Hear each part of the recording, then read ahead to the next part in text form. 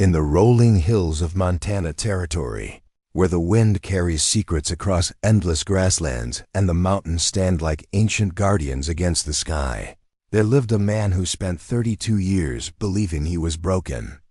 Born with only his right hand, he had constructed a life of careful isolation, convinced that the world had no place for someone like him.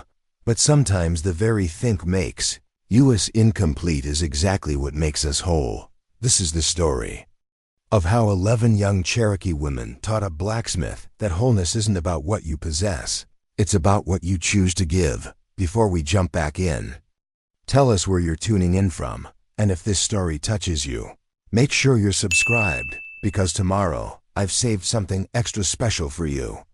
Marcus Thompson stood in the doorway of his forge, the pre-dawn darkness slowly giving way to the first hints of sunrise over the Gallatin Valley.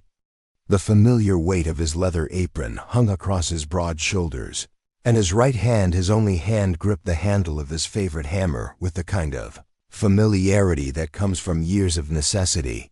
Where his left arm should have been, there was only empty space ending just below the elbow, a reminder of the cruel lottery of birth that had marked him as different from his very first breath. The sleeve of his work shirt was neatly pinned back, a practiced modification that had become as natural as breathing. The forge had been his sanctuary for 15 years, built with his own hand in the remote wilderness outside the settlement of Bozeman. Every stone in the foundation, every beam in the roof, every carefully positioned tool bore the mark of a man who had learned to accomplish the impossible through pure determination and relentless innovation. But on this particular morning, as the mountains caught fire with the rising sun, Marcus felt the familiar hollow ache that no amount of accomplishment could fill. It wasn't physical pain. He had long ago adapted to his body's limitations. It was something deeper, a profound loneliness that came from believing he was fundamentally incomplete. Marcus had been born in the winter of 1841, during a blizzard that had trapped his family in their small cabin for 6 days. His mother, Sarah Thompson, had labored through the storm while snow piled against the windows and the wind howled like a living thing. When he finally arrived, blue and silent, the midwife's first concern hadn't been his missing hand, it had been getting him to breathe. "He's got the strongest grip I've ever felt," she had whispered to his mother, marveling at how his tiny fingers wrapped around her thumb with surprising force. "This one's going to be a fighter." But as Marcus grew, the world seemed determined to focus on what he lacked rather than what he possessed. Children stared and pointed. Adults offered awkward sympathy or uncomfortable silence. His father, William Thompson, a skilled carpenter, had tried to teach him the trade, but traditional woodworking techniques proved impossible to adapt. The turning point had come when Marcus was 14. His father had been commissioned to build a church pulpit, an intricate piece requiring delicate carving and precise joinery. Marcus had watched for days as his father worked, studying every movement, every technique. When William had stepped away for lunch, Marcus had attempted to continue the work. The disaster was immediate and complete. Without a second hand to steady the wood, his carving tool had slipped, gouging a deep scar across the beautiful walnut surface.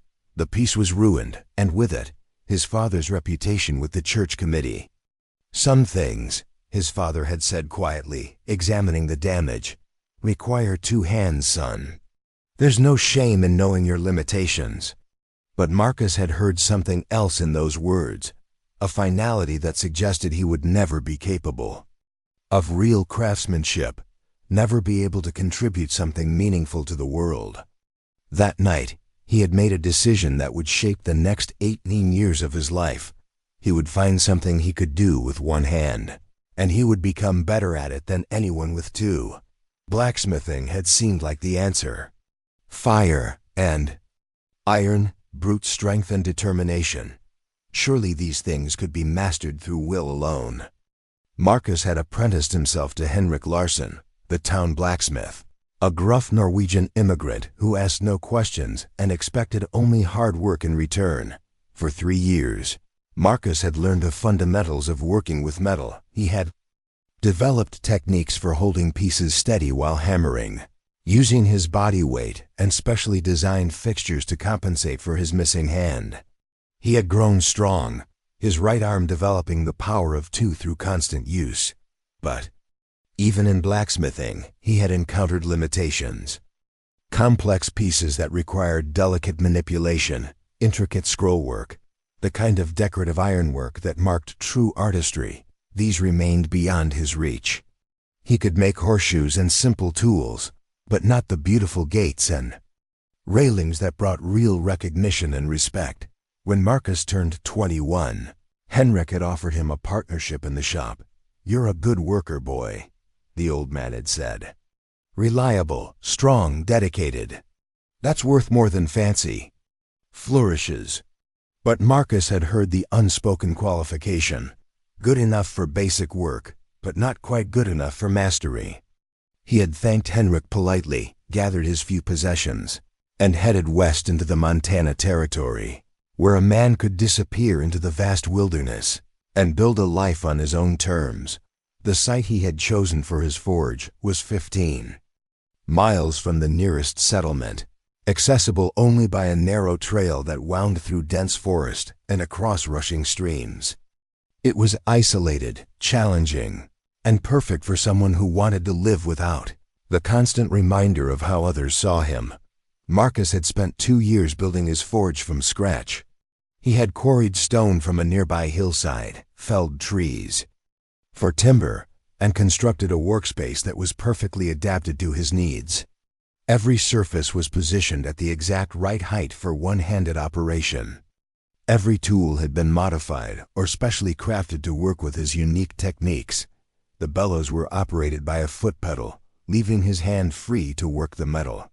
His anvil sat at a height that allowed him to use his body weight effectively. His tongs were custom forged with extended handles that gave him the leverage to manipulate hot iron with precision. But perhaps most importantly, Marcus had developed techniques that were entirely his own. Instead of trying to replicate what two-handed smiths accomplished, he had invented new approaches that often produced superior results. His horseshoes were perfectly balanced because he had learned to feel the weight distribution through his hand. His tools were incredibly durable because he had developed methods for creating joints that were stronger than traditional techniques. Word of his skills had gradually spread among the ranchers and settlers in the area. They brought him work not out of pity, but because Marcus Thompson made the best horseshoes, the strongest tools, and the most reliable hardware in the territory. He was known as the Hermit Smith, a man who could fix anything, but preferred to work alone. Payment was always left on a stump outside his forge.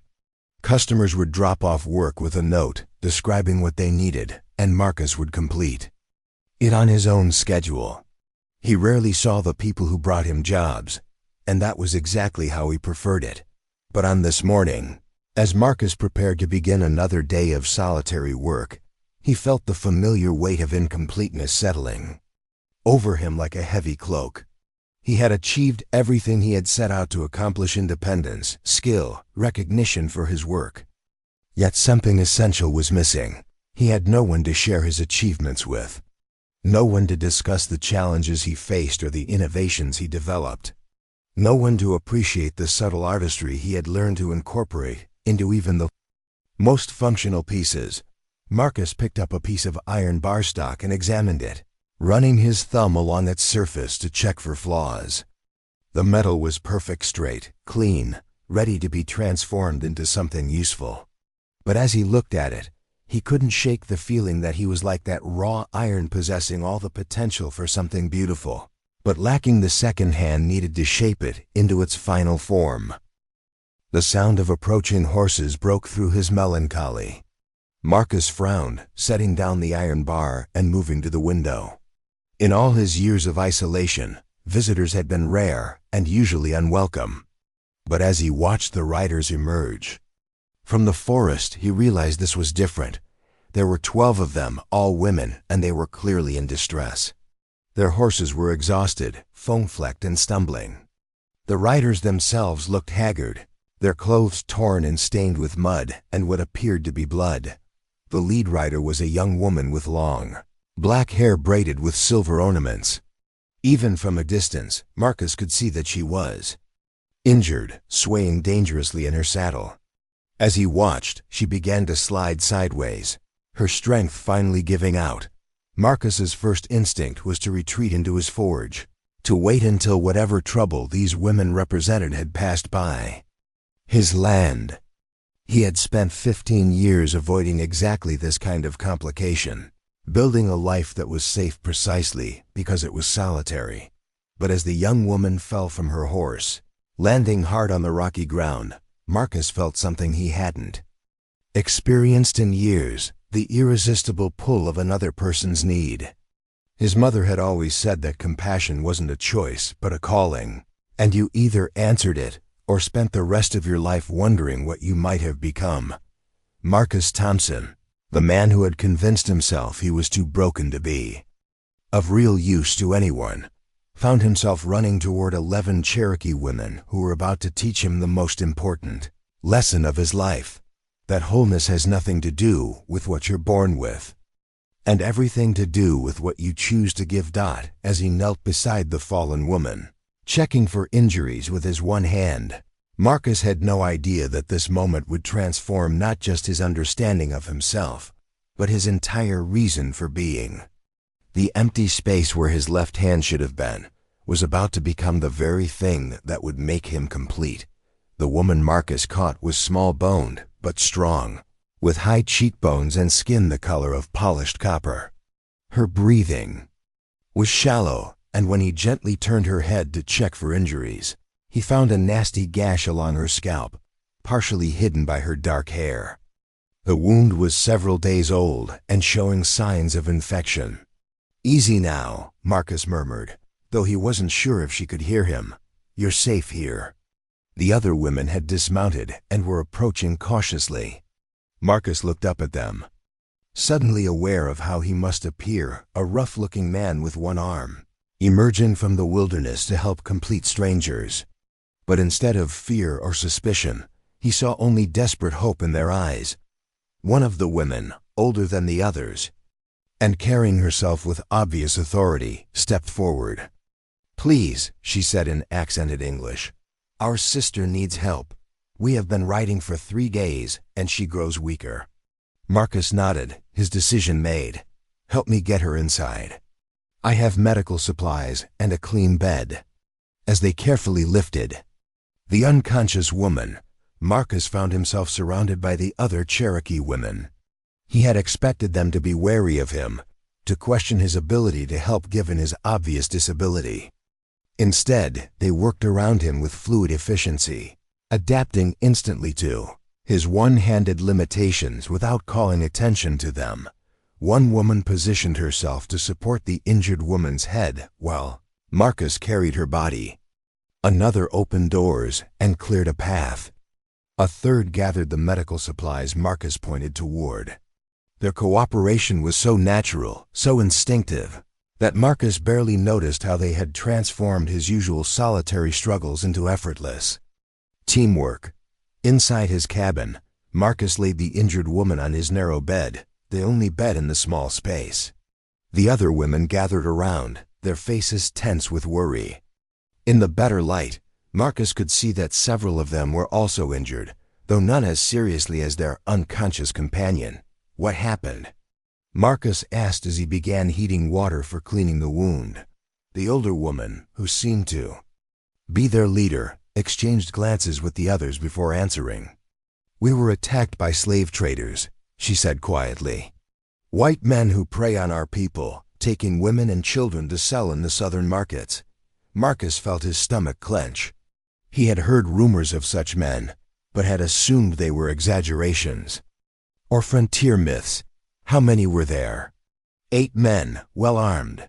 They came at night when most of our warriors were away hunting. We fought, but ... She gestured helplessly at their injuries. Ayanna took the worst of it, protecting the younger girls. Ayanna, the name fitted the woman on his bed, musical and strong, even in her current state. Marcus began gently cleaning the wound on her scalp, his touch surprisingly gentle for such a large man. "You escaped from 8 armed men?" Marcus asked, impressed despite himself. A younger woman, perhaps 18, stepped forward. Ayanna had a plan. She led us through the river canyon, where their horses could not follow easily. We climbed the rocks, hiding in caves until they gave up searching. "But not before they hurt her," added another woman, her voice tight with anger. Marcus worked in silence for several minutes, cleaning the infection from Ayanna's wound and applying the herb poultices he had learned to make during his years of isolated self-reliance. The other women watched his every movement, and he gradually became aware that they were not just observing his medical technique, they were studying him. "You are skilled in healing," the older woman observed. "This is not common knowledge for a blacksmith." Marcus shrugged, not looking up from his work. "When you live alone, you learn to take care of yourself. I've had to treat my own injuries often enough." "And you work metal with one hand," said another woman. Not as a question but as a statement of fact. Marcus tensed, waiting for the inevitable expressions of pity or awkward attempts at encouragement. But when he glanced up, he saw only professional curiosity in their faces. "We have a storyteller in our band," the older woman continued, "who was born without sight. He sees more clearly than any of us. Sometimes what others call a limitation is actually a gift that has not yet been recognized." The simple statement hit Marcus with unexpected force. In all his years of struggling with his disability, no one had ever suggested that it might be something other than a deficit to be overcome. "What do you mean?" he asked. "You have learned to do with one hand what others do with two. This requires different thinking, different approaches. In my experience, people who must find new ways often discover better ways." Marcus felt heat rise in his cheeks. "I just do what I have to do." "Yes," the woman smiled. "That is exactly what makes it remarkable." Over the next several hours, as Ayanna drifted in and out of consciousness, Marcus found himself drawn into conversation with the Cherokee women. They told him about their band, about the pressures they faced from encroaching settlers and hostile government policies, about their struggle to maintain their way of life in a rapidly changing world. But they also shared their knowledge freely. They showed him medicinal plants that grew wild on his land, techniques for reading weather patterns he had never noticed, methods for preserving food that were far superior to his own rough attempts. In return, Marcus found himself explaining his blacksmithing techniques, the modifications he had made to traditional tools, the problem-solving approaches he had developed through years of necessity. The women listened with genuine interest, asking intelligent questions and offering suggestions that showed they understood the principles behind his innovations. As evening approached, Marcus realized something extraordinary was happening. For the first time in 15 years, he was sharing his knowledge with others, and instead of feeling exposed or diminished, he felt useful. More than useful, he felt valued. "Why are you helping us?" asked the youngest woman, whose name was Sequoia. "You don't know us. We could be dangerous." Marcus looked around at the group of women who had transformed his solitary cabin into something warmer and more alive than it had been in years. "Because you needed help," he said simply. "And because ...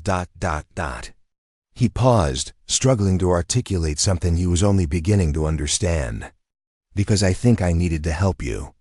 That night, as the women settled into sleeping arrangements around his cabin, Marcus sat by Ayanna's bedside, monitoring her condition.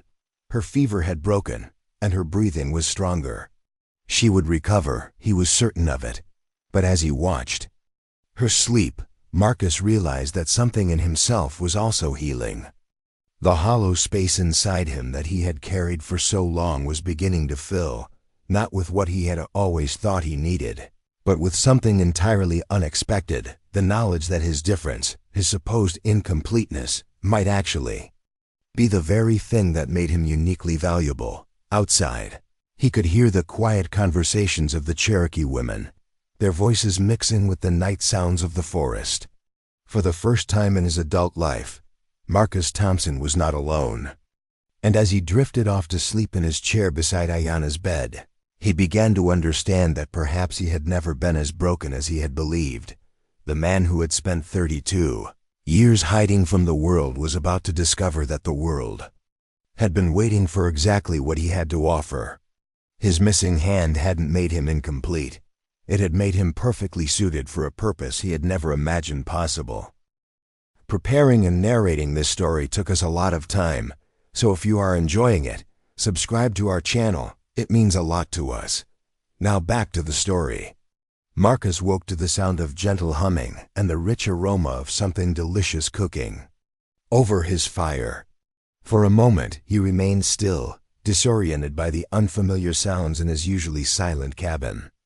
Then the events of the previous day flooded back: the Cherokee women, Ayana's injuries, the strange sense of purpose that had awakened in him. He opened his eyes to find Ayana sitting up in bed, her color much improved and her dark eyes alert and focused. She was watching him with curious intensity, taking in his sleeping position in the chair, his pinned sleeve, the way he had positioned himself to be ready to help her if needed. "You stayed," she said softly, her voice carrying a musical quality that made the simple words sound like poetry. Marcus straightened, suddenly self-conscious. "You were hurt. Someone needed to watch over you, but you are a stranger. We brought danger to your door, disrupted your solitude." Most men would have ... double quotes. She paused, searching for the right words. "Most men would have calculated the cost of helping us." "I'm not most men," Marcus replied, then immediately regretted the words. They sounded boastful, which wasn't what he intended. But Ayana smiled, and her expression held no mockery. "No, you are not. I can see that." Through the window, Marcus could see the other Cherokee women moving around his property with purposeful activity. They had built a proper cooking fire, organized their few possessions, and were tending to their horses with the efficiency of people accustomed to making any place feel like home. "Your friends have been busy," Marcus observed. "They are not just friends," Ayana corrected gently. "They are my sisters in every way that matters. We have chosen to travel together, to face whatever comes together." Marcus helped her stand, noting how she moved with careful grace despite her injuries. "Where were you traveling to?" Ayana walked to the window, gazing out at the mountains that rose beyond the forest. "North, toward the Canadian territories. There are Cherokee communities there, people who have found ways to maintain our traditions, while adapting to new realities. And the slave traders?" Her expression darkened. "They follow the same routes we do. They know where our people travel, where we are most vulnerable. For them, we are not human beings, we are commodities to be captured and sold." Marcus felt anger rising in his chest, a hot fury that surprised him with its intensity. "How many others have they taken?" "Too many. Young women, children, sometimes entire families. They sell them to plantation owners in the South, to people who want servants they can abuse without legal consequences." Ayana's voice remained steady, but Marcus could see the pain beneath her composure. "Why doesn't the government stop them?" Ayana turned from the window, her expression sad but not bitter. "Because to many in your government, we are not citizens deserving of protection. We are obstacles to be removed or resources to be exploited." The conversation was interrupted by a knock on the door. Marcus opened it to find the older woman who had spoken for the group the previous evening. In daylight, he could see that she was perhaps 40, with silver threading through her black hair and lines around her eyes that spoke of both wisdom and hardship. "I am Okanastota," she said formally. "I wanted to thank you properly for what you have done for us." Marcus gestured for her to enter. Anyone would have done the same. "No," Okanastota said firmly. "Anyone would not. We have encountered many white men on our journey. Some ignored us, some threatened us, Some saw us as opportunities to exploit. You saw us as people who needed help. She moved to where Ayana sat, examining her injuries with the practiced eye of someone experienced in healing. You have good knowledge of medicine, she told Marcus. Where did you learn these skills? Necessity, Marcus replied. When you live alone, you become your own doctor. And your blacksmithing? Also from necessity. Marcus nodded, unsure where this conversation was leading. Oconostota smiled. In our tradition, we believe that the Creator gives each person exactly what they need for their purpose. Not more, not less, but exactly what is required. I've never thought of it that way, Marcus admitted. Perhaps that is because you have been thinking of your hand as something missing, rather than thinking of yourself as someone who was given exactly what was needed for the work you were meant to do. Marcus felt that familiar, uncomfortable heat. When people discussed his disability, I don't understand. May I see your forge? Oconostota asked. Puzzled, Marcus led her outside to his workshop. The other Cherokee women followed, and soon he found himself giving an impromptu tour of his operation. He showed them his modified tools, his innovative techniques, the way he had adapted traditional blacksmithing methods to work with one hand. Women listened with genuine interest, asking intelligent questions and offering observations that showed they understood the principles behind his innovations. But it was Sequoia, the youngest of the group, who made the observation that stopped Marcus in his tracks. You do not work like a man with one hand trying to do the work of two hands, she said, watching him demonstrate a technique for shaping horseshoes. You work like a man who has discovered a completely different way of working with iron. What do you mean? Marcus asked. Watch, Sequoia said, picking up a piece of scrap iron. A two-handed smith grips the metal with one hand and strikes with the other. But you have learned to use the anvil itself as your second hand, to let the weight and shape of the iron guide your strikes. Your technique is not inferior, it is different, and in many ways superior. Marcus stared at the young woman, feeling something shift in his understanding of himself. You really see it that way? We see what is there, said another woman, whose name was Nanyehi.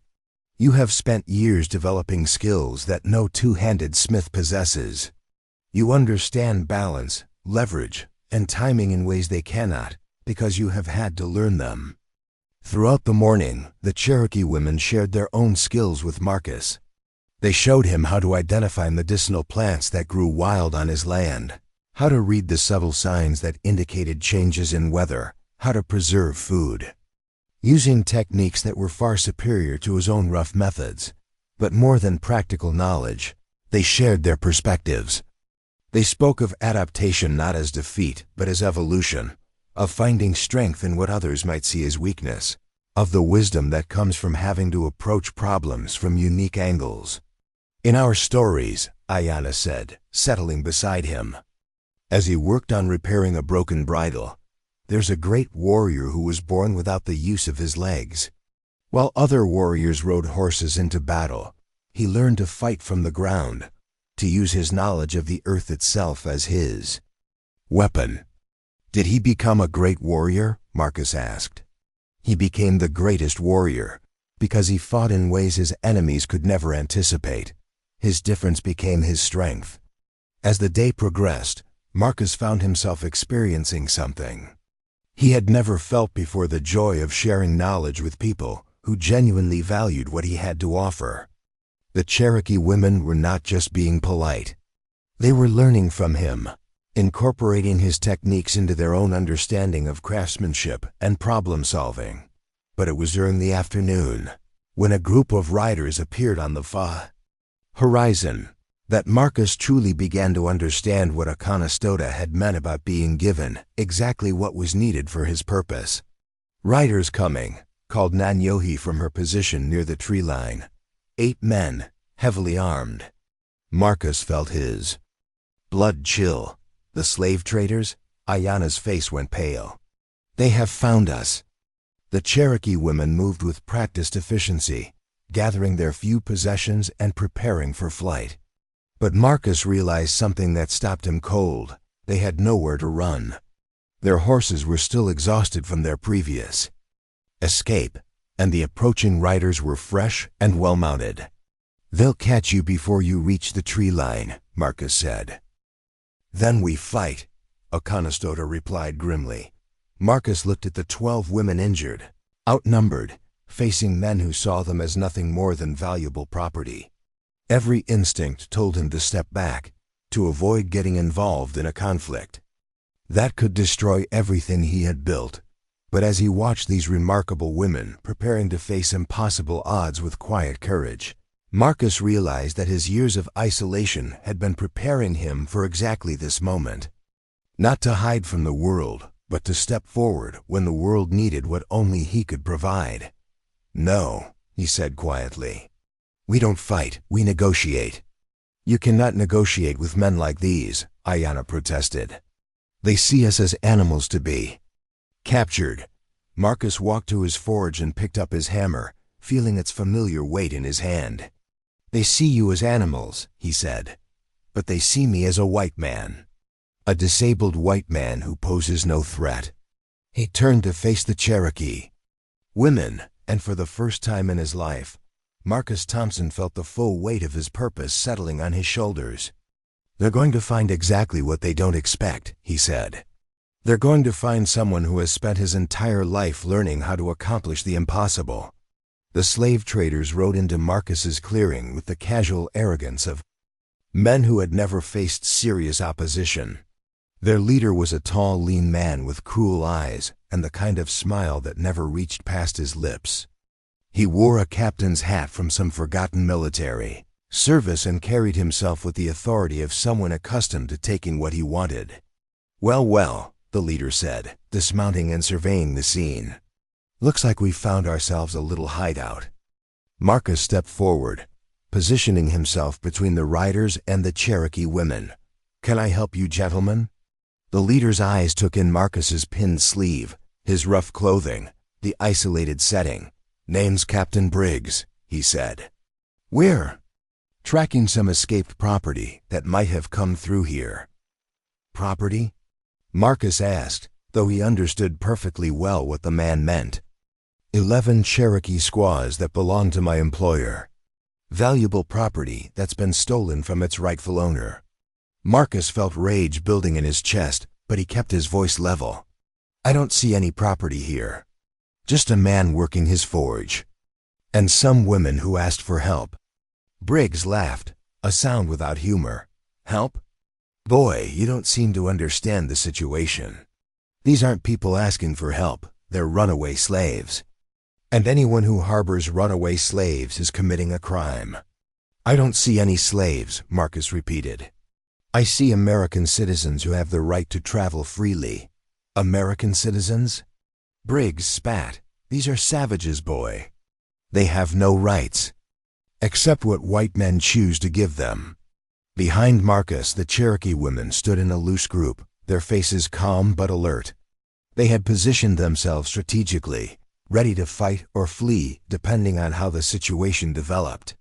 But Marcus could see the fear in their eyes, not fear of death, but fear of the fate that awaited them if they were captured.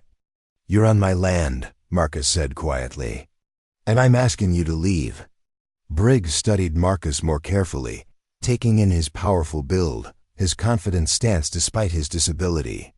"You're not thinking clearly, friend.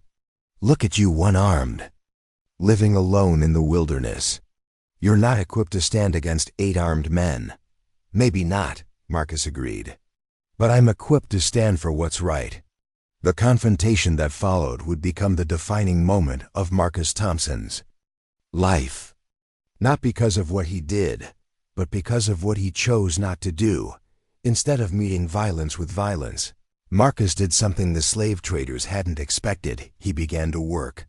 He turned to his forge, pumped the bellows with his foot, and began heating a piece of iron. His movements were calm, deliberate, completely unafraid. "What are you doing?" Briggs demanded. "Working," Marcus replied, beginning to shape the hot iron with precise hammer blows. It's what I do." The rhythmic ringing of hammer on anvil filled the clearing. The Cherokee women watched in fascination. As Marcus began creating something beautiful from raw metal, his single hand moving with the precision of a master craftsman. "This is what I don't understand," Marcus said, continuing to work. "You see these women as property, but look at what they know." He gestured toward Ayanna, who was grinding medicinal herbs. "She knows more about healing than most doctors. And Sequoia there, she understands engineering principles that took me years to figure out." He turned to face Briggs directly. "You want to capture valuable property? Well, I can tell you what's really valuable: knowledge, skill, the ability to solve problems. These women have more of that than anyone I've ever met." "Pretty words," Briggs said. But Marcus noticed that some of his men were watching the Cherokee women with new attention, beginning to see them as individuals rather than just quarry. "Not words," Marcus replied. "Demonstration." What happened next would be talked about for years in the settlements around Bozeman. Marcus Thompson, the one-handed blacksmith, began to teach. He showed the watching men how Ayanna's knowledge of plants could make their horses healthier, how Sequoia's understanding of balance could improve their equipment, how Okanastota's weather-reading skills could keep them safer on the trail.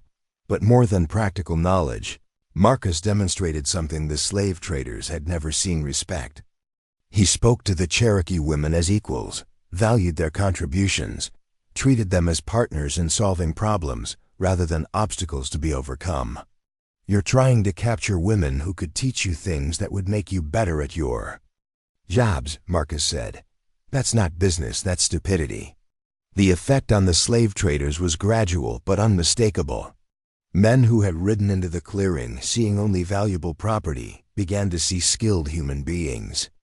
The Cherokee women, recognizing the shift, began to demonstrate their abilities more openly. Nanyuhi showed them how to read tracks in ways that could help them follow trails more effectively. Another woman demonstrated techniques for preserving food that would be invaluable on long journeys. Even Ayanna, still recovering from her injuries, shared knowledge about treating wounds and preventing infection. But it was the youngest of the Cherokee women, Sekoka, who made the observation that changed everything.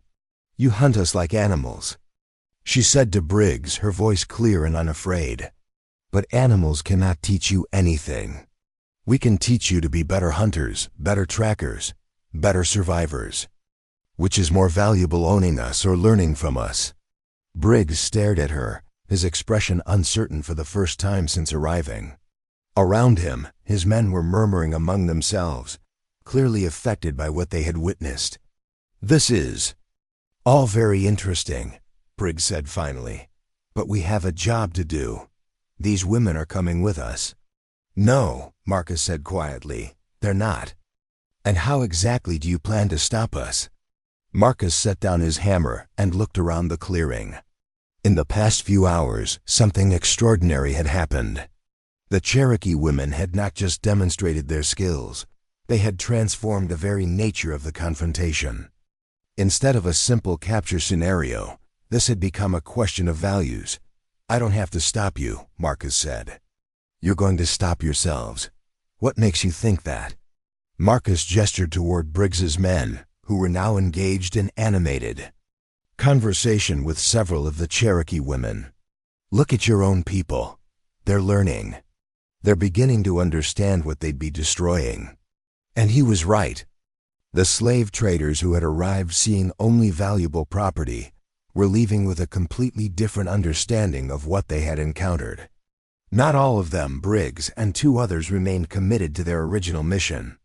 But 5 of the 8 men rode away that day, refusing to participate in what they now recognized as a profound injustice. The confrontation ended not with violence, but with a transformation that would ripple outward in ways Marcus could never have imagined. The Cherokee women had found not just safety, but allies. Marcus had discovered that his true strength lay not in what he could do with his single hand, but in what he could inspire others to become.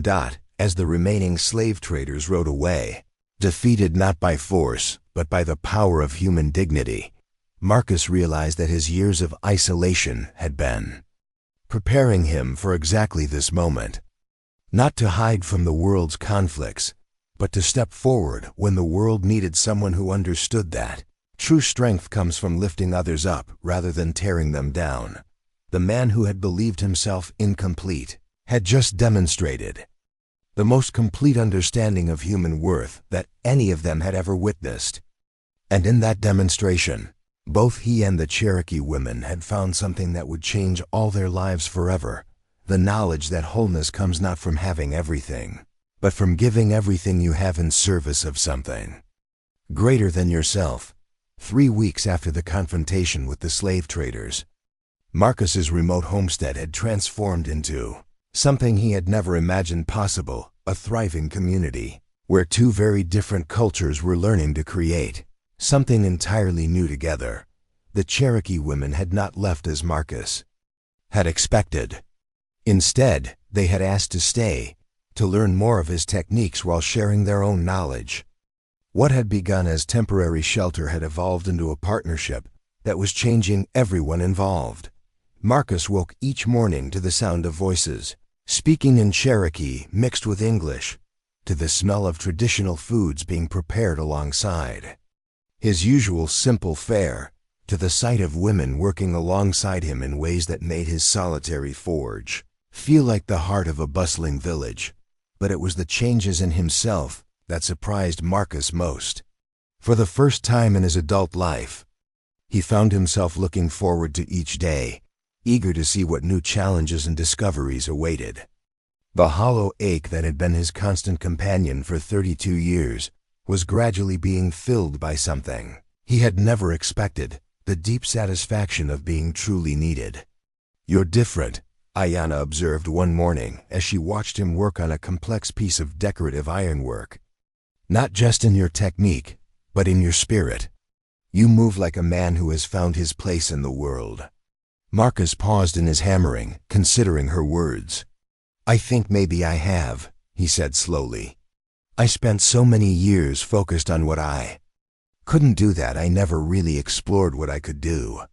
And now I'm beginning to understand that what I thought was a limitation was actually preparation."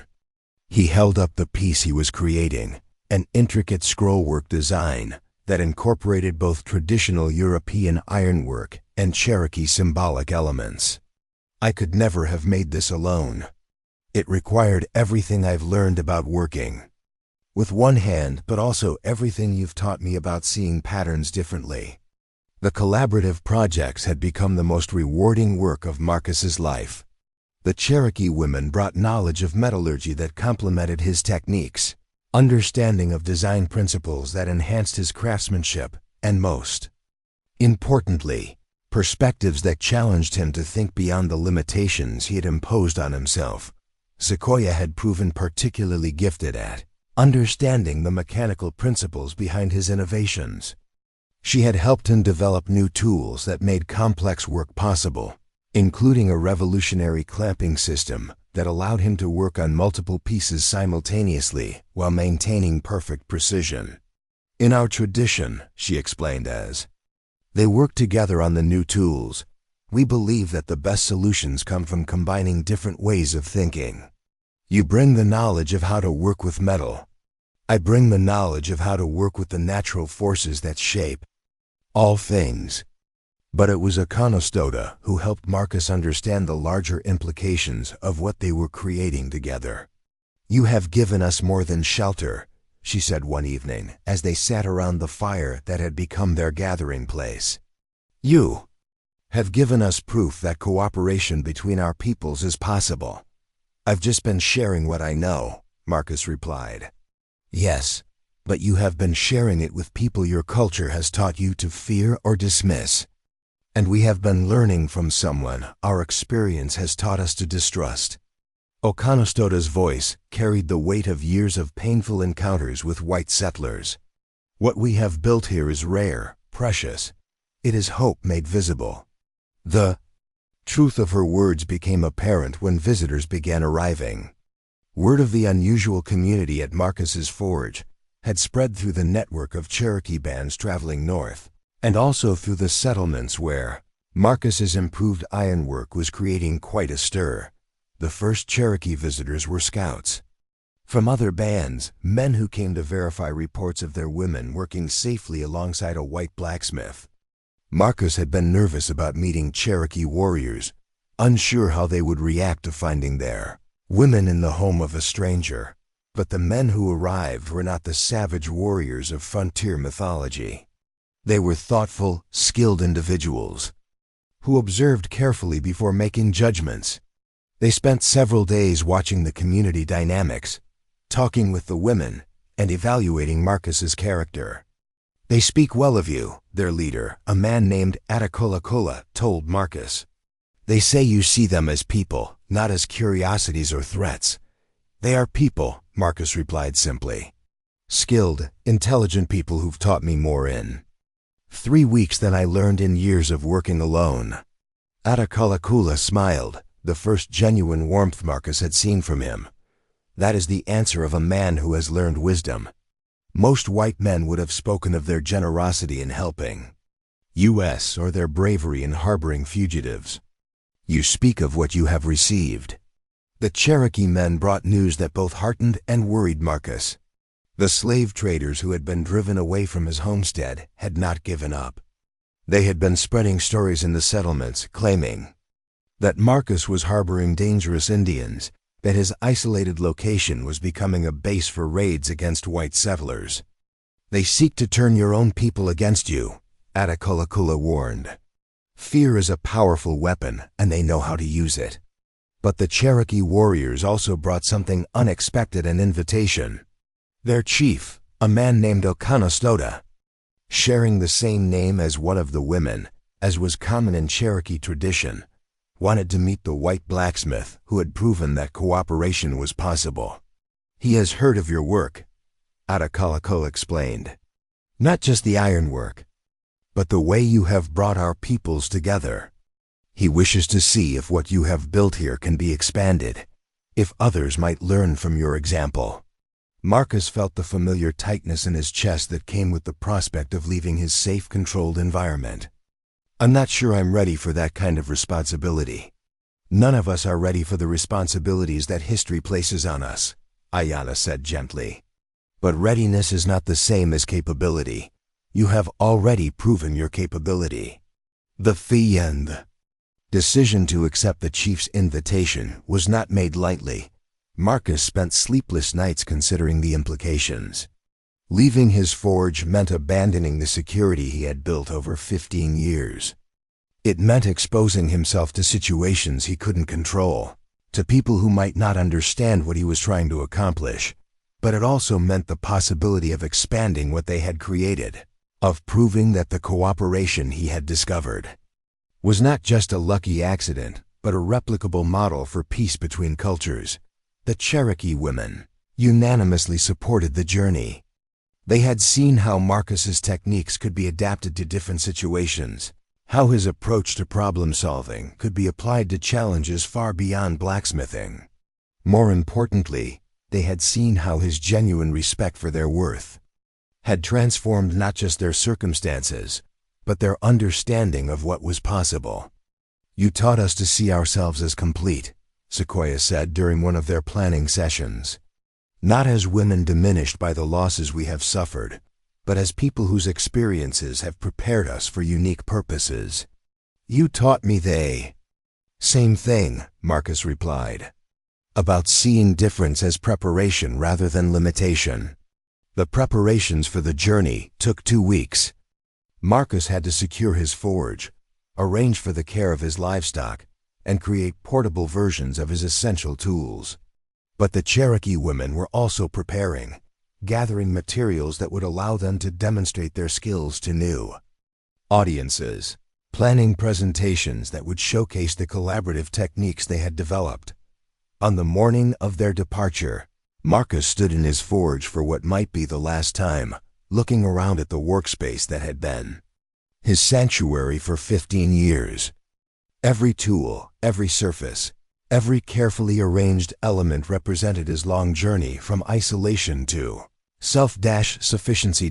But as he watched the Cherokee women loading their traveling packs, he realized that self-sufficiency had never been the goal. It had been preparation for something larger, the ability to offer his uniqueness in service of others. Second thoughts? Ayanna asked, joining him in the doorway. Many thoughts, Marcus replied, but not second thoughts.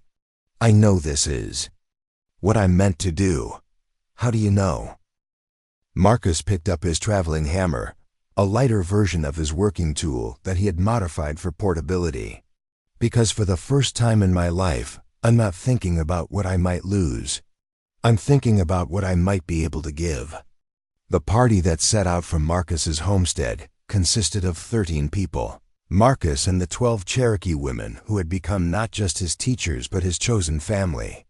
They traveled on horseback, following trails that wound through mountain passes and across valleys where few white men had ever ventured.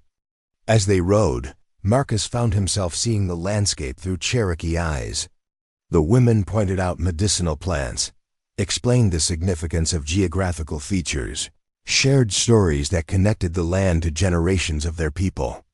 For the first time, Marcus began to understand that the wilderness he had seen as empty was actually rich with history and meaning. But it was during their evening camps that the real preparation took place. The Cherokee women shared stories of their chief, of the challenges their people faced, of the delicate political situations that had made their cooperation with Marcus both precious and potentially dangerous. There are those among our people who believe that working with whites is betrayal, Oconostota explained around their campfire. They have seen too many promises broken, too many attempts at cooperation end in exploitation. And there are those among white settlers who will see our success as a threat to their way of life, Marcus added. They profit from conflict, from the idea that our peoples cannot coexist. Which is why what we have built matters so much, Ayanna said. We are not just proving that cooperation is possible. We are proving that it makes everyone stronger. As they traveled deeper into Cherokee territory, Marcus began to understand that he was not just journeying to meet a chief. He was traveling toward a test that would determine whether the transformation he had experienced was strong enough to withstand the pressures of a larger world. The man who had spent 15 years hiding from complexity was about to discover whether he had found the courage to embrace it. And the Cherokee women who had taught him to see his completeness were about to discover whether their faith in his character was justified. The Cherokee settlement that appeared before them after 6 days of travel was unlike anything Marcus had imagined. Instead of the primitive village he had expected, he found a well-organized community of nearly 300 people with permanent structures, cultivated fields, and clear evidence of sophisticated planning and governance. This is beautiful, Marcus said, genuinely awed by what he saw. Our people have always been builders, Attakullakulla replied with quiet pride. We adapt to new circumstances while maintaining what is essential. The settlement buzzed with activity as word of their arrival spread. Children ran alongside their horses, curious about the white stranger who traveled with Cherokee women. Adults emerged from their work to observe the unusual group, their expressions ranging from curious to wary. Marcus felt the familiar self-consciousness. That came with being the center of attention, but it was different now. Instead of shame about his difference, he felt responsibility for representing something important, the possibility of understanding between peoples who had been taught to see each other as enemies. Chief Oconostota's longhouse stood at the center of the settlement, its size and construction indicating both the leader's status and the community's prosperity. As Marcus approached, he was struck by the dignity of the man who emerged to greet them. The chief was perhaps 50, with silver hair braided with ornaments that caught the light, and eyes that seemed to take in everything at once. His bearing was regal, but his expression showed the kind of weariness that comes from carrying difficult responsibilities. Marcus Thompson, the chief said in clear English, you are welcome in our home. Thank you, Chief Oconostota. I'm honored to be here. The honor is ours. My scouts tell me that you have done something remarkable. You have created a place where our peoples work together as equals. This is a rare thing in our experience. The formal greeting was followed by a feast that brought together dozens of Cherokee families. Marcus found himself seated at the chief's right hand, a position of honor that made him acutely aware of the significance of this moment. Throughout the meal, he was asked to demonstrate his techniques, to explain how he had adapted traditional metalworking for one-handed operation, to describe the collaborative methods he had developed with the Cherokee women. But the questions went deeper than technical curiosity. "You could have turned our women away," observed an elderly Cherokee woman whose name was Beloved Woman Nancy. "You could have avoided the complications they brought to your life. What made you choose differently?" Marcus considered the question carefully. "I think I was ready to stop hiding from life," he said finally. "I had spent so many years protecting myself from disappointment that I was also protecting myself from possibility. And now? Now I understand that the thing I thought made me incomplete was actually what made me ready for this work. I had to learn to see strength and difference before I could help others see it too." The conversation continued late into the night, ranging from practical matters to philosophical questions about the nature of cooperation and trust. Marcus found himself engaged in discussions more complex and nuanced than any he had experienced in his years of solitude. But it was on the second day of his visit that the real purpose of his invitation became clear. Chief Oconostota took him to a hilltop overlooking the settlement, where they could speak privately. "Marcus Thompson," the chief said, "I have brought you here because my people face a crisis that requires new thinking." "What kind of crisis?" The chief gestured toward the horizon, where smoke from distant fires was visible. "The territorial government is under pressure to relocate all Cherokee west of the Mississippi. They claim it is for our protection, but we know it is to open our lands for white settlement." Marcus felt his stomach tighten. "Can you resist?" "We can fight, and many of our young warriors favor this course. But fighting means destroying everything we have built here, condemning our children to a life of warfare and displacement. What's the alternative?" Chief Oconostota turned to face Marcus directly. "The alternative is to prove that Cherokee can be valuable neighbors rather than obstacles to be removed. To demonstrate that our knowledge and skills can benefit the entire territory. You want to expand what we've built at my forge? I want to create a model that shows both peoples what is possible when they work together. But this requires someone who can bridge our worlds, someone who understands both the technical skills that white settlers value and the cultural wisdom that Cherokee possess." Marcus stared out over the settlement, beginning to understand the magnitude of what was being asked of him. "You're not just asking me to teach metalworking. You're asking me to become a symbol. I am asking you to become what you already are, a man who has proven that cooperation is possible. But I am asking you to do it on a scale that could change the future of both our peoples." The weight of the request settled over Marcus like a heavy cloak. Everything he had built, everything he had learned, had led to this moment. But the stakes were no longer just personal, they were historical. "What exactly are you proposing?" "A school," the chief said simply. "A place where Cherokee and white children learn together, where Cherokee knowledge is valued alongside white knowledge, where the next generation grows up understanding that our strengths complement rather than compete with each other." Marcus felt his pulse quicken. That's never been done before. Neither was a one-handed blacksmith teaching Cherokee women to work with iron. Neither was Cherokee women teaching a white man to see the wisdom in their traditions. "You have already done the impossible, Marcus. Now I am asking you to do it. Again, but on a larger scale." The proposal that Chief Oconostota outlined was breathtaking in its scope and audacity. A school that would bring together Cherokee and white children, teaching them not just academic subjects, but practical skills that drew from both cultures. A place where Marcus's metalworking techniques would be taught alongside Cherokee crafts, where Cherokee knowledge of medicine and agriculture would be shared with white farming techniques. The territorial governor is a reasonable man, the chief explained. He understands that peaceful coexistence serves everyone's interests better than constant conflict. But he faces pressure from those who profit from division. If we can demonstrate that integration creates prosperity rather than problems, he will support us. And if we fail, then my people will face forced relocation, and yours will inherit a territory built on injustice. The hatred between our peoples will continue for generations. Marcus spent 3 days considering the proposal, walking through the Cherokee settlement, observing their daily life, talking with people who had lived through decades of conflict and change.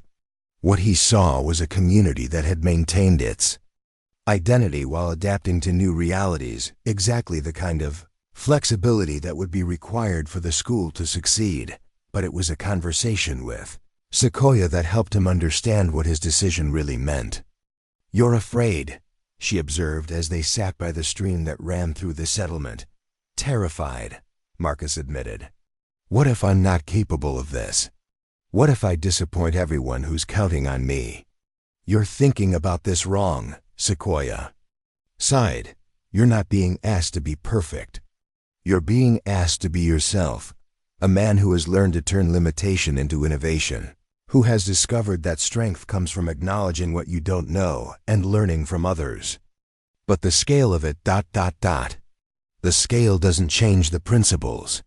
Whether you're teaching one person or 100, whether you're bridging the gap between two individuals or two cultures, the work is the same: seeing the value in difference, finding ways to combine different strengths, creating something new that neither could achieve alone." That evening, Marcus gave Chief Oconostota his answer. Standing before the assembled Cherokee leadership, with the 11 women who had become his teachers and partners gathered around him, Marcus accepted the challenge that would define the rest of his life.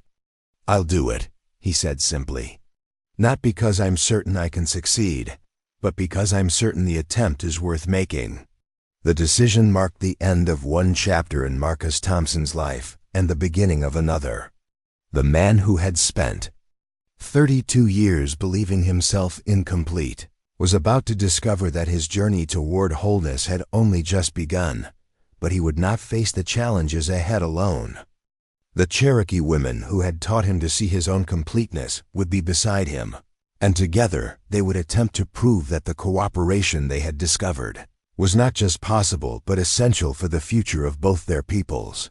The one-handed blacksmith who had thought his story was about overcoming limitation was about to learn that it was actually about recognizing potential, not just in himself, but in the possibility of a world where difference was seen as strength rather than threat.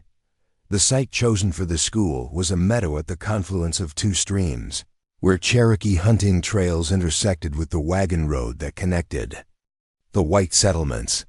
It was neutral ground in the truest sense, belonging fully to neither culture, but accessible to both. Marcus stood in the center of the chosen space, his boots sinking slightly into the soft earth, and tried to envision what Chief Oconostota had described.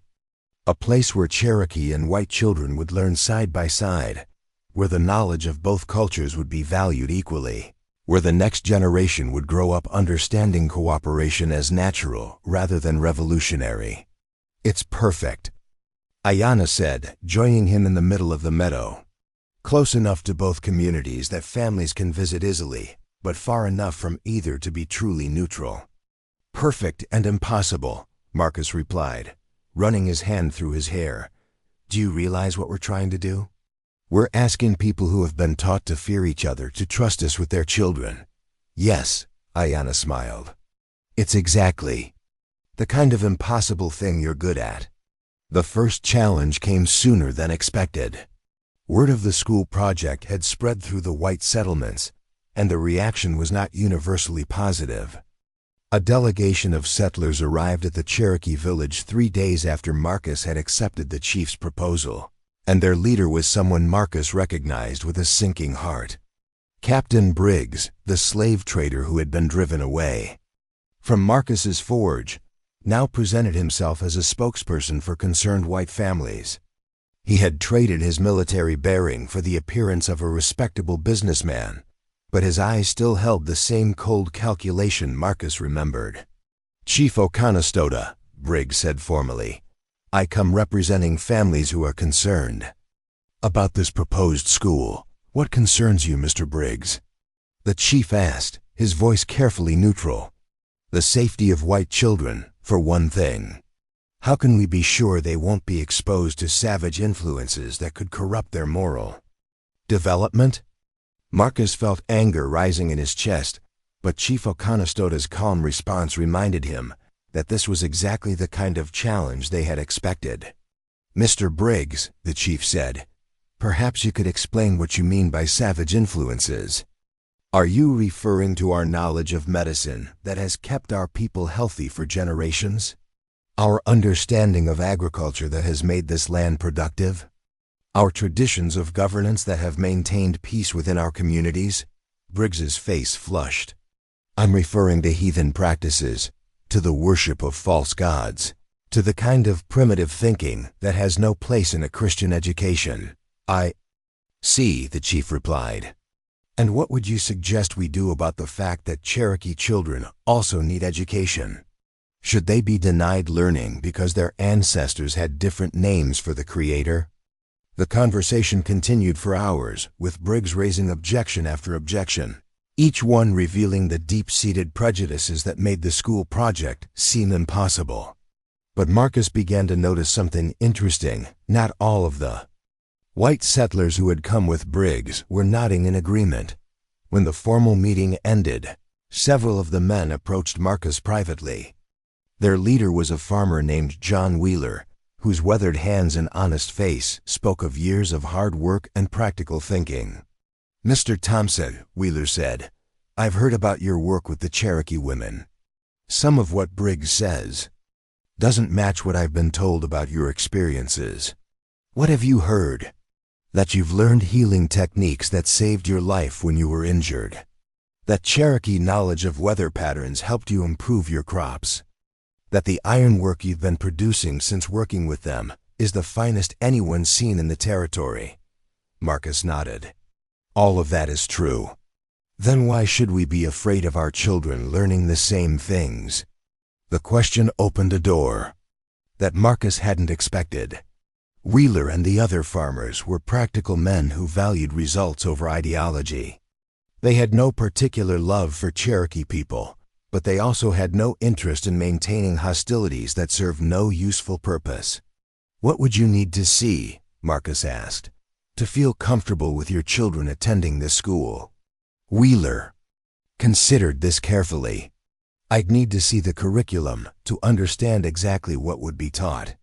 I'd need to meet the teachers, to judge their character for myself. And I'd need to know that my children would be safe, that they wouldn't be caught up in any conflicts between our peoples." "Those are reasonable requests," Marcus replied. "Would you be willing to visit our proposed site, to see what we're planning?" The visit that followed became the first real test of the school's vision.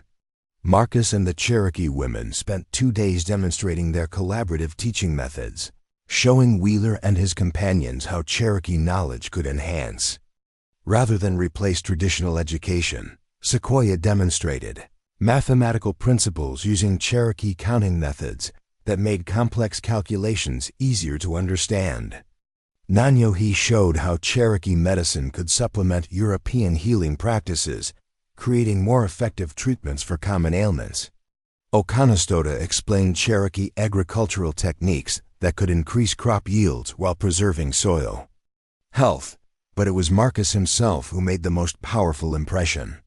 As Wheeler watched him work with the Cherokee women, teaching and learning simultaneously, demonstrating how different approaches to problem-solving could create superior solutions, the farmer began to understand what the school could offer. "You're not trying to make white children into Cherokee," Wheeler observed. "You're trying to make all children into better thinkers." "Exactly," Marcus replied. "The goal isn't to eliminate differences, but to teach children to see differences as resources rather than threats. Wheeler's endorsement proved crucial. As a respected member of the white community, his support gave other families permission to consider the school without appearing to betray their own culture. Within a week, Marcus had commitments from 5 white families to send their children to the experimental school, but the Cherokee side presented its own challenges. A council meeting was called to discuss the school proposal, and Marcus found himself facing skeptics who had different but equally valid concerns. "Why should we trust white people with our children's education?" asked a Cherokee elder named Dragging Canoe. "They have broken every treaty, violated every promise. What makes you think this will be different? Because this time we're not asking them to promise anything," Chief Oconostota replied. "We're asking them to work alongside us, to create something new that serves both our interests. And if they decide later that they don't want Cherokee children in their school, if they change their minds when it becomes inconvenient." Marcus stepped forward, feeling the weight of every eye in the council circle. "Then you withdraw your children and continue their education in your own way. But if you never try, you'll never know what might have been possible." "Easy words from a white man," Dragging Canoe said. "What do you risk in this venture?" The question hit Marcus like a physical blow. What did he risk? His reputation, his safety, his carefully constructed life, but also something more profound. "I risk discovering that I'm not the man I've tried to become," Marcus said quietly.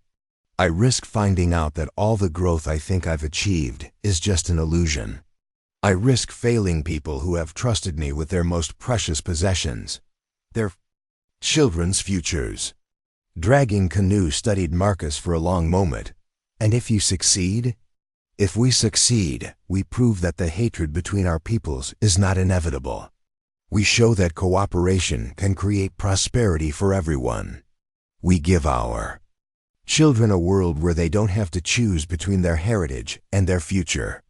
The council voted to support the school, but the decision was not unanimous. Marcus understood that he would be working under the scrutiny of people who expected him to fail, who were waiting for him to prove that cooperation between the cultures was impossible. The actual construction of the school became a symbol of the cooperation it was meant to represent. Cherokee and white families worked side by side, sharing tools, techniques, and meals. Children from both communities played together in the meadow while their parents built the classrooms where they would learn together. Marcus found himself serving as more than just a teacher. He was a translator, mediator, and bridge builder. When cultural misunderstandings arose, he helped both sides see past their assumptions to the human concerns underneath. But it was during the construction that Marcus made a discovery that would change everything. As he worked alongside Cherokee men on the school's foundation, he realized that his one-handed techniques had evolved into something unprecedented, completely new approach to collaborative building that was more efficient than traditional methods. "You don't work like a white man or a Cherokee man," observed a Cherokee builder named Sequoia. "You work like someone who has learned to see the strength in both approaches." "What do you mean?" "Watch," Sequoia said, demonstrating. White builders typically work individually, each man responsible for his own section. Cherokee builders work collectively, but often without the precision that individual focus provides. You found a way to combine collective effort with individual precision. Marcus looked around the construction site and realized that Sequoia was right. Without consciously planning it, he had developed techniques that drew from both cultures, creating something that was stronger than either traditional approach. The school building that emerged was unlike anything in the territory. Its design incorporated Cherokee understanding of natural ventilation and heating with European construction techniques. Its layout reflected Cherokee concepts of communal learning, while providing the individual study spaces that white families expected. But more importantly, the process of building it had created relationships between Cherokee and white families that transcended their cultural differences. Children who had never played together became friends. Parents who had viewed each other with suspicion began to recognize shared concerns and values. On the day the school opened, Marcus stood in the central classroom surrounded by 30 children, 15 Cherokee and 15 white, and felt a profound sense of completion. Not because he had achieved something perfect, but because he had finally understood his true purpose. He was not meant to be a normal blacksmith or a normal teacher. He was meant to be a bridge, someone who could help others see that strength comes not from uniformity, but from the creative tension between different approaches to common problems. Today, he told the children, we begin learning not just facts and skills, but how to think with minds that are open to all possibilities. How to solve problems by combining different kinds of knowledge. How to build a world where everyone's gifts are valued. As the children Cherokee and white together bent over their first shared lesson, Marcus understood that the boy born without a left hand had finally found his place in the world. Not as someone who had overcome his limitation, but as someone who had learned to see that limitation as preparation for a purpose no one else could fulfill. 6 months after the school opened, Marcus received an unexpected visitor. Governor Isaac Stevens, the territorial governor, arrived unannounced with a small military escort, his presence causing a stir throughout both the Cherokee settlement and the white communities. Marcus was teaching a combined class on metallurgy and Cherokee silversmithing when the governor's party arrived. The sight of Cherokee and white children working together, learning from both Marcus's one-handed techniques and Cherokee artistic traditions, clearly made an impression on the official. Mr. Thompson, Governor Stevens said after watching the class for several minutes, I've heard remarkable reports about what you're accomplishing here. I had to see it for myself. What did you expect to find? Marcus asked, continuing to guide a young Cherokee boy through the process of shaping heated silver. Honestly, I expected to find a well-intentioned experiment that was failing quietly. Instead, I find what appears to be a functioning model of cultural integration. The governor's visit lasted 3 days, during which he observed classes, spoke with parents from both communities, and evaluated the school's impact on local relations. What he found challenged every assumption he had held about the possibility of peaceful coexistence. The children learn faster when they're exposed to multiple ways of thinking, reported Sarah Martinez, a white teacher who had joined the school staff. Cherokee methods of understanding natural patterns enhanced their grasp of mathematics.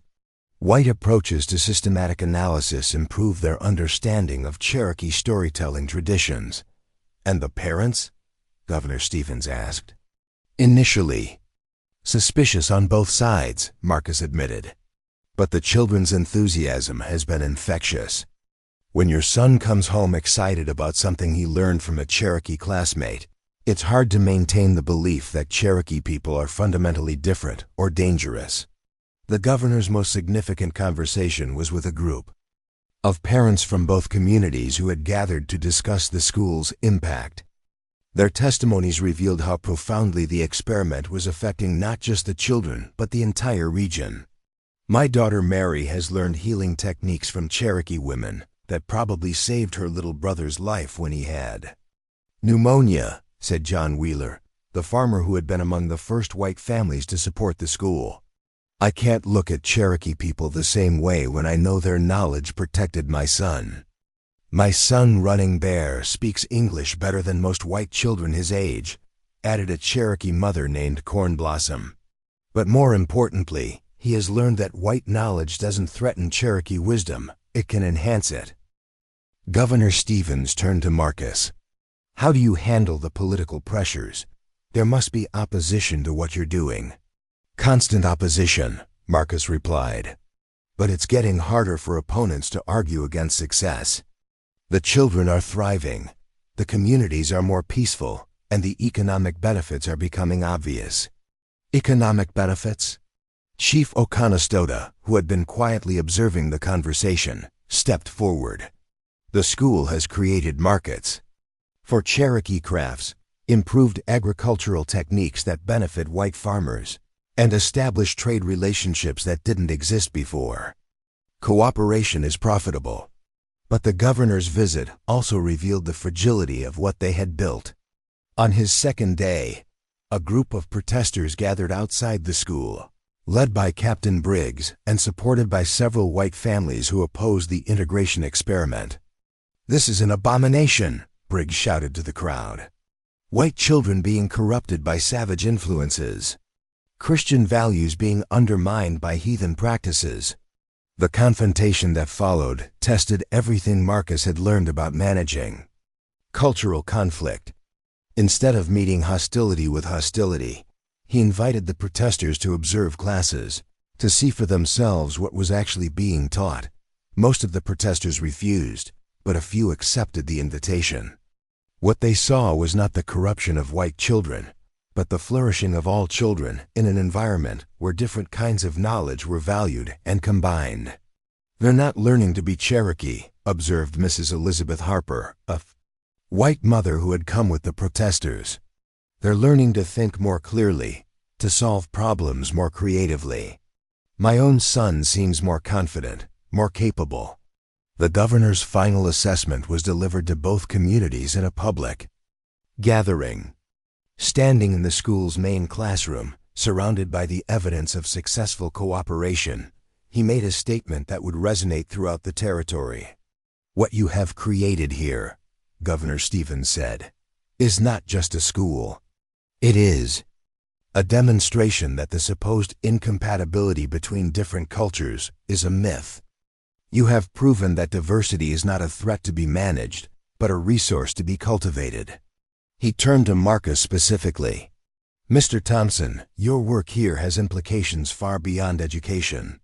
You have created a model for how different peoples can coexist not just peacefully, but productively. The territorial government will be supporting expansion of this model to other regions." The promise of expansion brought both excitement and trepidation. Success meant that their methods could help other communities avoid the conflicts that had plagued the territory for decades. But it also meant increased scrutiny, higher stakes, and the pressure of becoming symbols rather than just teachers. "Are you ready for that kind of responsibility?" Ayanna asked Marcus as they walked through the school grounds after the governor's departure. "I don't think anyone is ever ready for that kind of responsibility," Marcus replied. "But I've learned that readiness isn't the same as capability. And I've learned that I'm not carrying this responsibility alone." The months that followed the governor's visit transformed the school from a local experiment into a regional model. Delegations arrived from other territories to observe their methods. Education officials came to study their curriculum. Military leaders came to understand how they had achieved peace between traditionally hostile communities, but it was a visit from a group of disabled veterans that affected Marcus most profoundly. These men, wounded in various conflicts, had heard about the one-handed blacksmith who had found ways to turn limitation into strength. "We heard you might be able to teach us something," said their leader, a former cavalry officer named Captain William Morrison, who had lost his left leg in an Apache raid. About how to be useful again. Marcus spent a week with the veterans, sharing not just technical adaptations, but the philosophical insights he had gained from his Cherokee teachers. He showed them how to see their injuries not as deficits, but as preparation for different kinds of service. "You've learned things that whole-bodied people never learn," he told them. "You understand problem-solving, adaptation, the value of persistence. Those are exactly the qualities needed for the challenges facing our territory." Several of the veterans remained to help with the school, their diverse experiences adding new dimensions to the educational program. Captain Morrison became an instructor in leadership and strategy, teaching both Cherokee and white students how to think systematically about complex problems. But perhaps the most significant development came when Sequoia, the youngest of the Cherokee women who had first come to Marcus's forge, announced that she wanted to establish a similar school in the Cherokee territories to the east. "What you've learned here," she told Marcus, needs to be shared with communities that haven't had the chance to experience cooperation. But it needs to be adapted to different circumstances, different challenges. The prospect of Sequoia leaving was both heartbreaking and inspiring. She had been Marcus's most gifted student, the one who had most completely grasped the principles behind his adaptive techniques. But her departure would also represent the ultimate success of their mission, replication of their methods in new contexts. "I want to take some of your techniques," Sequoia said, "but I also want to develop new ones. To create something that draws from what we've learned here, but serves the specific needs of different communities." Marcus realized that this was exactly what success looked like, not the preservation of their specific model, but the spread of their underlying principles. The school had become a seed that was ready to reproduce itself in new soil. As winter approached, Marcus stood in his classroom watching Cherokee and white children work together on a project that combined Cherokee artistic traditions with European engineering principles. The sight had become familiar, but it still filled him with wonder. The one-handed blacksmith who had spent 32 years believing himself incomplete had become the center of a transformation that was spreading throughout the territory. But more importantly, he had learned that completeness was not a destination, but a process, the ongoing work of discovering how to use whatever gifts you possess in service of something larger than yourself. The children in his classroom, Cherokee and white together, were learning that same lesson. They were growing up understanding that difference was not something to be feared or eliminated, but something to be celebrated and utilized. They were becoming the generation that would carry the principles of cooperation into a future where such cooperation was not revolutionary but natural. And Marcus Thompson, the man who had once thought his missing hand made him less than whole, had finally understood that wholeness was not about having everything. It was about giving everything you had to the work that only you could do. The attack came without warning on a crisp October morning when the leaves were turning gold and the children were excited about their upcoming harvest celebration, a new tradition that combined Cherokee Thanksgiving ceremonies with European harvest festivals. Marcus was in his workshop behind the school, teaching a group of older students advanced metalworking techniques when the sound of gunfire shattered the peaceful morning. Through the window, he saw armed men on horseback surrounding the school building, their faces covered with bandanas, their weapons trained on the exits. "Get down!" Marcus shouted to his students, his mind racing as he tried to assess the situation. This wasn't a random attack, it was too coordinated, too precisely timed. Someone had planned this carefully. The leader of the attackers removed his bandana, revealing a face Marcus recognized with a chill of dread. It was Briggs, the slave trader who had opposed the school from the beginning. But now he wore the uniform of a territorial militia captain. "This is Captain Briggs of the Territorial Security Force." His voice boomed across the schoolyard. "This illegal gathering is hereby disbanded. All Cherokee individuals are to surrender immediately for transport to designated reservations." Marcus felt his world tilting. There was no territorial security force, at least none that Governor Stevens had mentioned. This was a private army masquerading as official authority, but the weapons and uniforms made it look legitimate enough to terrorize the community. "Stay here," Marcus told his students, all of whom were Cherokee teenagers who understood immediately what was happening. "Whatever happens, don't come out until I tell you it's safe." Marcus walked slowly toward the school's main entrance, his mind calculating distances and possibilities. Inside that building were 15 Cherokee children and 15 white children, along with 3 teachers. The attackers had positioned themselves to prevent any escape, but they seemed focused on the Cherokee students and staff. "Captain Briggs," Marcus called out, his voice carrying across the yard. "What authority do you have to be here?" "The authority of the territorial government," Briggs replied, producing an official-looking document.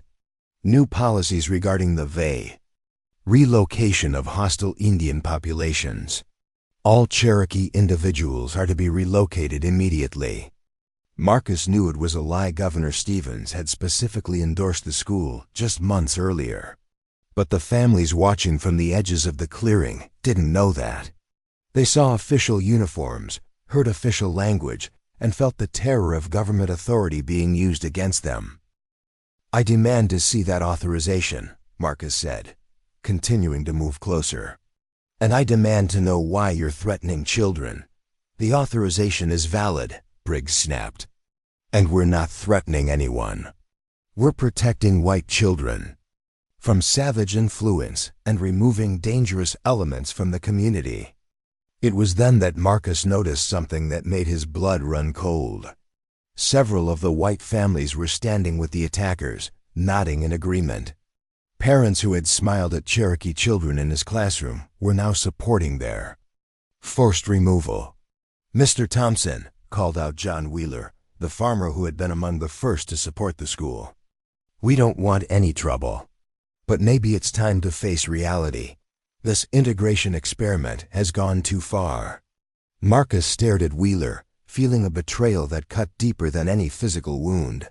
"What changed your mind, John?" "My neighbors," Wheeler replied, his voice heavy with regret. "The pressure from the territorial capital.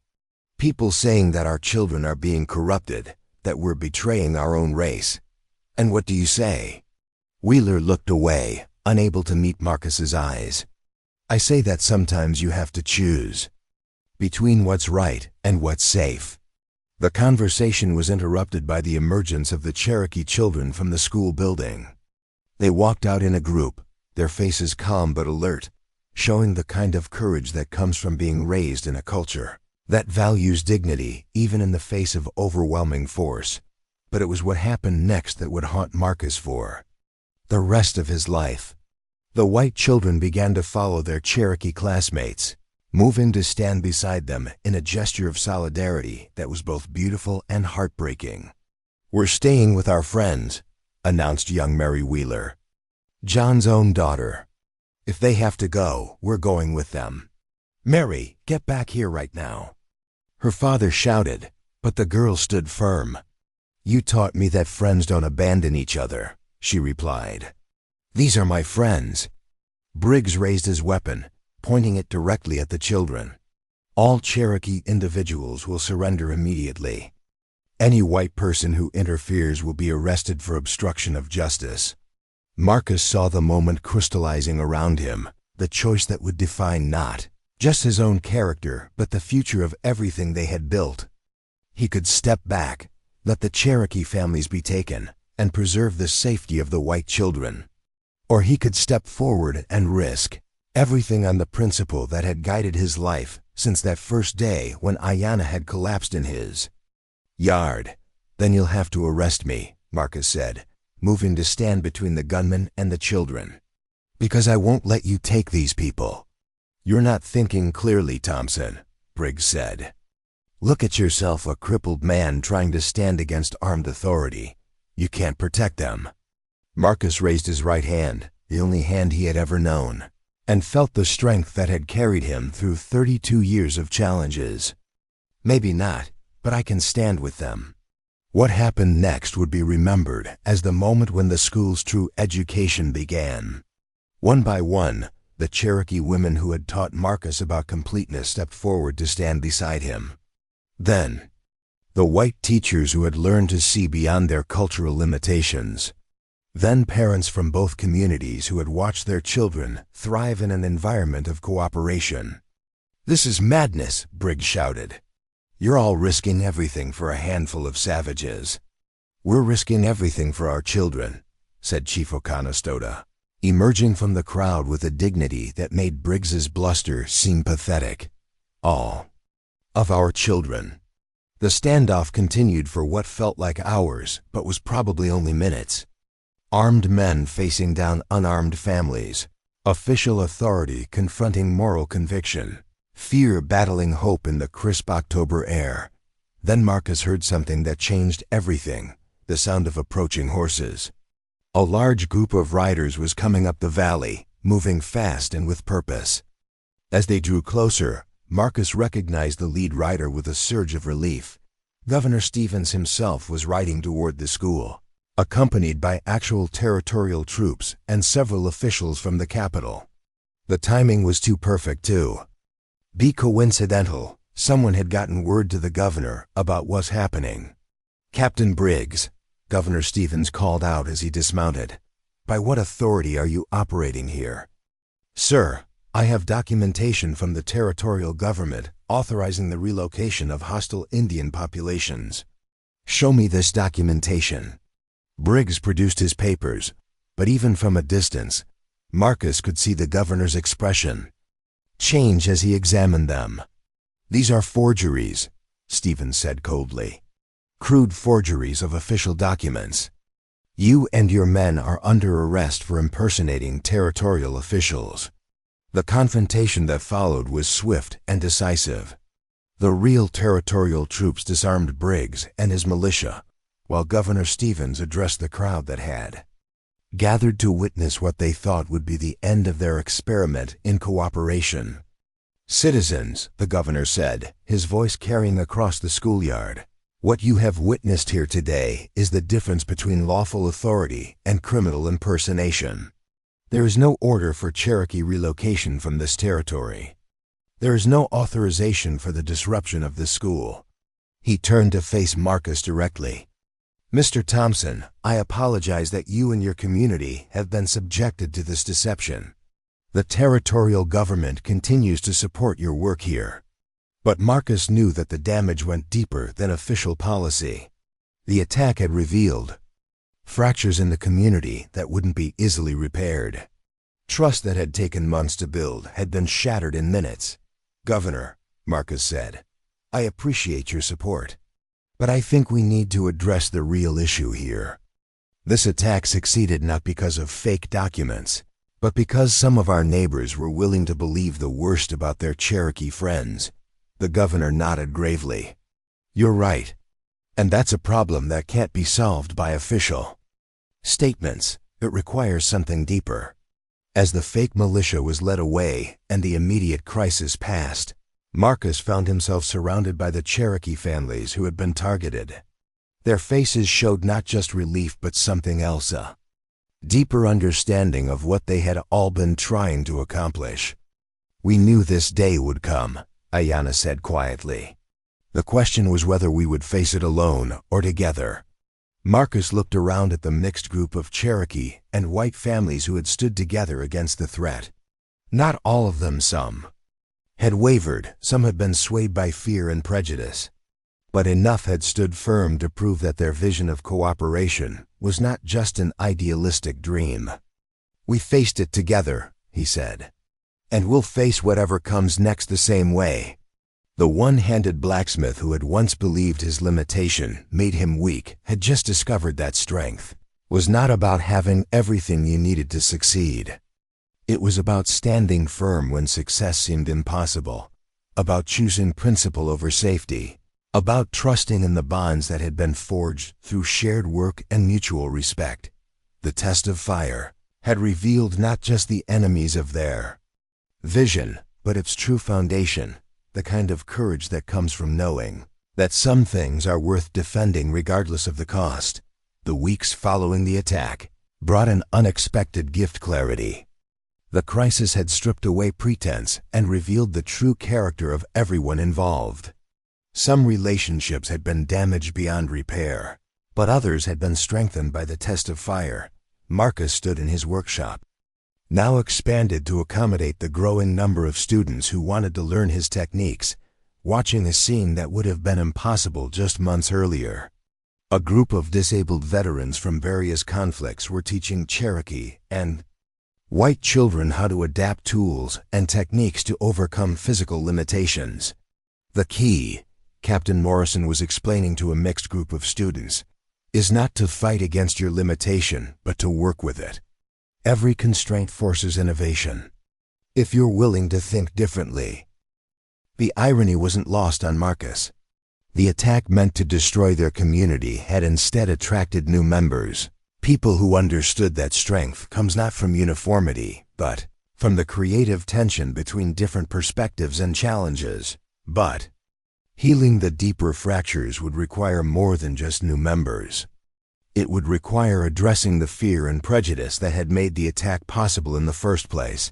The solution came from an unexpected source: the children themselves.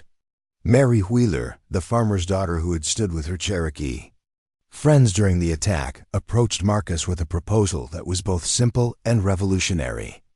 "Mr. Thompson," she said, her young voice carrying surprising authority, "the grown-ups are making this too complicated. They're arguing about politics and policies, but that's not what this is really about."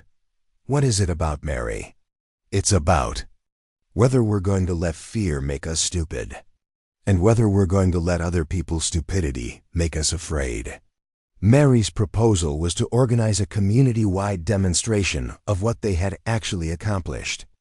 Not a political rally or a formal presentation, but a simple showcase where Cherokee and white families could see for themselves what their children were learning and creating together. People supported the attack because they believed lies about what we were doing here, Mary explained. So we need to show them the truth. The event that emerged from Mary's suggestion became known as the Harvest of Learning. Families from throughout the territory were invited to visit the school, to observe classes, to see the collaborative projects that Cherokee and white students had created together. But more than just an educational showcase, it became a celebration of what was possible when different kinds of knowledge were combined. Cherokee agricultural techniques had improved white farmers' crop yields. European construction methods had enhanced Cherokee building practices. The fusion of different approaches had created innovations that neither culture could have achieved. Alone. Marcus found himself serving as a guide for visitors who came expecting to find evidence of cultural contamination and instead discovered a laboratory of human potential. He showed them Cherokee students who had mastered advanced mathematics by learning to see patterns in nature. He showed them white students who had developed leadership skills by studying Cherokee governance principles. "This is what we were afraid of?" asked Rebecca Morrison, a white mother who had initially opposed the school. "Children learning to think more clearly and solve problems more creatively." "Fear makes us see threats where none exist," Marcus replied. "But it also blinds us to opportunities that could transform our lives." The most powerful moment came when the children presented their collaborative projects. Cherokee and white students, working together, had developed new farming techniques, created artistic works that blended different cultural traditions, and solved engineering problems that had stumped adult experts. But it was a presentation by Tommy Rodriguez, a white boy who had been born deaf, that brought tears to many eyes. Working with Cherokee students who communicated through sign language, he had developed a system of visual communication that allowed deaf and hearing students to learn together more effectively. "I used to think being deaf made me broken," Tommy said, his words translated by Cherokee students who had learned sign language. "But Cherokee friends taught me that being different just means you see the world differently. And sometimes different seeing is exactly what everyone needs." The Harvest of Learning attracted attention far beyond the local community. Educators from distant territories came to observe. Government officials arrived to study their methods. But perhaps most importantly, families who had been divided by the attack began to reconcile. John Wheeler, the farmer who had wavered during the crisis, approached Marcus with obvious difficulty. "I want to apologize," he said. "I let fear override my judgment. I abandoned people who had shown me nothing but kindness." "What changed your mind?" Marcus asked. "Watching my daughter. She never stopped believing in what we were doing here. And she never stopped believing in her Cherokee friends, even when her own father lost faith." Wheeler's return to the community was symbolic of a broader healing. Families who had been swayed by fear began to remember why they had supported the school in the first place. They saw their children's growth, their increased confidence and capability, and realized that cooperation had made their families stronger, not weaker. But the most significant transformation was in Marcus himself. The attack had forced him to confront the depth of his commitment to the vision he had helped create.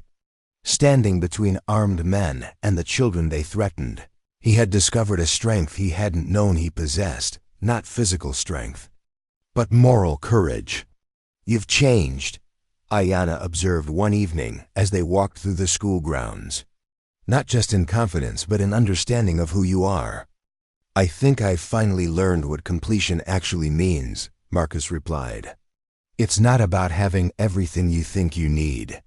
It's about being willing to give everything you have to something worth defending." The success of the harvest of learning led to invitations from other territories. Communities facing similar challenges wanted to learn from their experience. Marcus found himself traveling to places where Cherokee and white populations were struggling with conflict, sharing the techniques they had developed for building trust and cooperation. But it was during a visit to a Cherokee reservation in the Eastern Territories that Marcus encountered the most profound validation of their work. He was demonstrating his metalworking techniques to a group of Cherokee artisans when an elderly man approached him. "You are the one-handed white man who has learned to see with Cherokee eyes," the elder said, in heavily accented English. "I'm Marcus Thompson. I try to learn from everyone I meet." "My name is Sequoia," the old man said, and Marcus felt a shock of recognition. This was the legendary Cherokee scholar who had created the Cherokee written alphabet. "I have heard stories of your work. They say you have found a way to make strength from weakness. I've learned that what I thought was weakness was actually preparation for a different kind of strength," Marcus replied. Sequoia smiled. "That is the wisdom of the Cherokee way. We believe that the Creator gives each person exactly what they need for their purpose. Your missing hand was not a mistake. It was preparation for the work you were meant to do." The conversation with Sequoia helped Marcus understand that his journey had been part of something larger than his individual story. The boy born without a left hand had become a man who could bridge worlds, because his difference had taught him to see possibilities where others saw only problems. 5 years after the attack that had tested their community, Marcus stood before a joint session of the territorial legislature, his right hand steady as he gestured toward charts showing the expansion of their educational model across the region. "The principles we've developed," he told the assembled lawmakers, "are not just educational techniques. They are methods for building communities where difference is seen as strength rather than threat." Beside him sat representatives from 12 communities that had successfully implemented variations of their model. Cherokee and white leaders working together to address common challenges, sharing knowledge that had previously been kept separate by prejudice and fear. But the most eloquent testimony came from the students themselves. Young people who had grown up in the integrated schools spoke about their experiences with the kind of natural confidence that comes from never having been taught to see cooperation as unusual. "I learned Cherokee healing techniques that saved my grandmother's life," said Sarah Williams, a white girl who was now studying to become a doctor. "But I also learned that knowledge doesn't belong to any one people. It belongs to everyone who needs it. I learned European engineering that helped my people build better homes," said Joseph Ridge, a Cherokee boy who had become a bridge builder. "But I also learned that there are many ways to solve the same problem, and the best solutions often come from combining different approaches."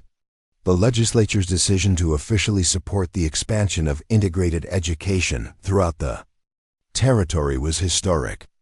But for Marcus, the real victory was more personal, the knowledge that the work he had begun in a moment of simple compassion had grown into something that would outlast his own life. The ceremony that followed the legislative session was attended by hundreds of people whose lives had been touched by the educational model. Cherokee and white families stood together, their children playing games that mixed traditions from both cultures, their conversations flowing seamlessly between languages and perspectives. But it was a quiet moment during the celebration that meant the most to Marcus. He found himself standing with the 11 Cherokee women who had first taught him about completeness, watching their own children and grandchildren carry forward the lessons they had learned together. "Did you ever imagine it would grow into this?" asked Oconostota, gesturing toward the mixed crowd of families celebrating their success. "I never imagined any of this," Marcus replied. "When you first collapsed in my yard, I thought I was just helping one person. I had no idea that helping you would teach me who I was meant to be. That is how the best changes happen," Ayanna said. "Not through grand plans, but through simple acts of compassion that grow into something larger than anyone expected." As the celebration continued around them, Marcus reflected on the journey that had brought him from isolation to community, from believing himself incomplete to understanding his wholeness. The boy born without a left hand had become a man who helped others discover their own completeness, not by overcoming their limitations, but by learning to see those limitations as preparation for unique purposes. The school that had begun as an experiment in cooperation had become a model for communities throughout the territory. The techniques developed by a one-handed blacksmith had evolved into methods for building bridges between any groups that had been taught to see each other as enemies. But perhaps most importantly, the children who had grown up in these integrated communities were becoming adults who carried a different understanding of human potential. They saw diversity not as a problem to be solved, but as a resource to be cultivated. They understood that strength comes not from uniformity, but from the creative combination of different perspectives and abilities. 20 years after that first morning when Ayanna had collapsed in his yard, Marcus Thompson stood in his workshop now, a vast complex that served as the training center for educators from across the continent. The space buzzed with activity as Cherokee and white teachers worked together to develop new approaches to integrated education. At 72, Marcus moved more slowly than he once had, but his right hand remained steady and his vision clear. He had trained hundreds of teachers, influenced thousands of students, and helped establish integrated schools in dozens of communities.